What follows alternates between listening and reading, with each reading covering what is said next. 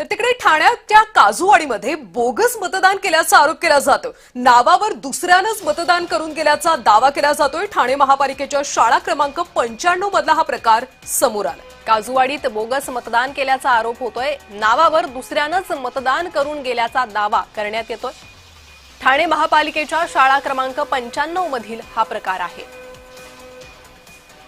तर आता नेमकं काय झालंय त्या संदर्भातली चौकशी करण्यात येते का आणि हे आरोप खरे ठरतात का ते पाहणं महत्त्वाचं आहे। काजूवाडीत बोगस मतदानाचा आरोप करण्यात आलेला आहे। नावावर दुसऱ्यानंच मतदान केला असा दावा करण्यात येतोय। ठाणे महापालिकेच्या शाळा क्रमांक 95 मधील हा प्रकार आहे। सकाळपासून अनेक मतदान केंद्रावर काहीसा गोंधळ झाला।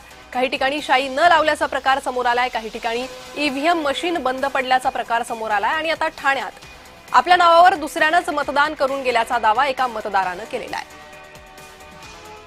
या संदर्भात अधिक माहिती घेणार आहोत। आमचे प्रतिनिधी कुणाल भोईटे सध्या आपल्यासोबत जोडले गेले। कुणाल, नेमका आरोप काय आहे? मतदारानं काय म्हटलंय? एकंदरीत निवडणुकांमध्ये बोगस मोठं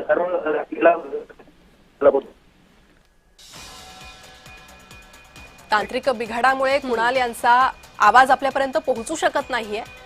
मात्र ठाण्याच्या काजूवाडीमध्ये बोगस मतदान केल्याचा आरोप केला जातोय, त्यामुळे आरोपाची दखल घेतली जाते का, काही कारवाई होते का हे पाहणं महत्त्वाचं आहे। नावावर दुसऱ्यानंच मतदान करून गेल्याचा दावा करण्यात आला।